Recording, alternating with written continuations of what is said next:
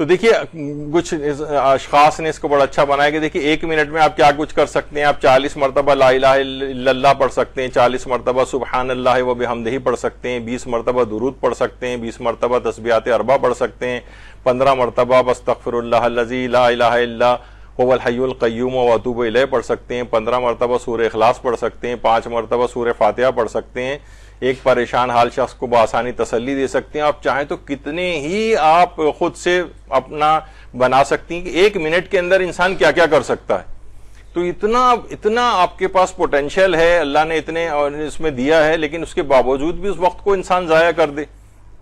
اور یہ بھی کسی نے واقعی صحیح اس طور پہ کہا کہ میں نے سوچا کہ یہ بھی آپ کو دکھایا جاؤں کہ وقت کی قدر و قیمت کے جو پیمانے ہیں, کہ 1 سال کی قدر و قیمت اس ہونہار طالب علم سے پوچھیں جو سالانہ امتحانات میں بیماری کی وجہ سے فیل ہو گیا ہو, کتنا اس کے لیے اہم ہوتا ہے. 1 مہینے کی قدر و قیمت اس کرایہ دار سے آپ پوچھیں جس کے پاس مہینہ گزر جانے کے بعد ادا کرنے کے لیے کرایہ نہ ہو, وہ 1 مہینہ اس کے لیے کتنا بڑا ہوتا ہے. 1 دن کی قدر و قیمت اس دہاڑی والے مزدور سے پوچھیں جو تنہا اپنے اہل و عیال کی کفالت کرنے والا ہو, 1 دن اس کو نہ ملے تو کتنا پریشان ہوتا ہے. 1 گھنٹے کی قدر و قیمت اس پردیسی سے پوچھیں جو طویل جدائی کے پاس وطن واپس آ رہا ہو, ایک پل اس پر بھاری ہوتا ہے. 1 منٹ کی قدر و قیمت مسافر سے پوچھیں اس کی ٹرین چھوٹ گئی ہو, 1 منٹ پہلے آ جاتا تو مل جاتی. اور 1 سیکنڈ کی قدر و قیمت اس مریض سے پوچھے جسے ڈاکٹروں نے لا علاج قرار دے دیا ہو اور وہ بس وہ موت کی آخری سانسیں لے رہا ہو, چاہتا ہے 1 سیکنڈ مجھے اور مل جائے, مجھے 15 سیکنڈ اور مل جائیں.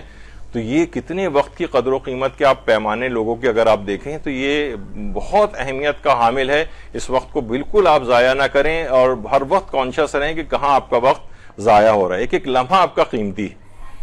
یہی وجہ ہے کہ امام علی نقی علیہ السلام فرماتے ہیں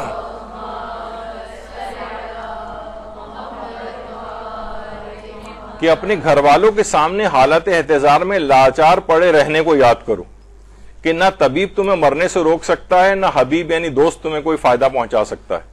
یعنی ہر شخص کو اس مرحلے سے گزرنا ہے. سوچے کہ بس کچھ ہی عرصہ آئے بعد یہ نوبت آپ کی آئے گی اور زندگی کی یہ جو ہے ڈوری کٹ جائے گی اور بس بارگاہ خداوندی میں پیش ہونا ہوگا, اور بس اب کسی کو نئی زندگی تو دوبارہ ملنی نہیں ہے, اور اسی کی بیس پہ ہمیشہ کی زندگی کا ہمارا حساب ہو جائے گا. تو اس کو بہت غنیمت سمجھنا چاہیے.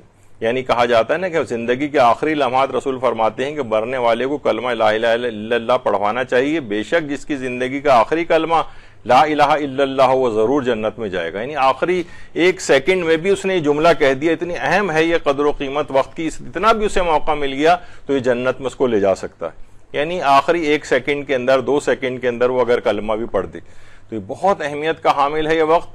اور یہ گویا دیکھیے ہم پیدا ہو گئے ہیں, وہ روایتوں میں ہے نا جملہ کہ تیر اپنے نشانے پر لگنے کے لیے چل پڑا ہے, اور بس یہ اپنے ہدف تک پہنچنے کا جو زمانہ ہے یہ صرف آپ کا زندگی, یعنی وہ اب چل پڑا ہے تیر, بس اسے اپنے ہدف پر جا کر لگنا ہے. اب یہ جو ہم درمیانی وقت گزار رہے ہیں بس سمجھیں کہ یہ ہمارے پاس زندگی ہے. اب جب یہ ہدف پہ لا کر لگ جائے گا تو ہماری روح جسم سے نکل جائے گی اور بس بارگاہ خداوندی میں پیش ہونا ہوگا. اور اس میں انسان انہیں پتہ چلے کہ جناب کوئی اجرتی قاتل جو ہے وہ آپ کو مارنے کے لیے گھر سے نکل پڑا اور آپ بیٹھ کے گھر پہ فلمیں دیکھ رہے ہیں, مثلا بیٹھ کے جو ہے نا بازاروں کے اندر گھوم رہے ہیں, اور بھائی آپ کو اس کی وہ کرنی چاہیے کہ بھائی وہ تو مارنے کے لیے نکل کھڑا ہے, نہ جانے کس وقت ہمیں موت آ جائے اور وہ ہماری گولی ہماری طرف آ جائے. تو اس میں انسان لاپرواہی کی زندگی نہ گزارے.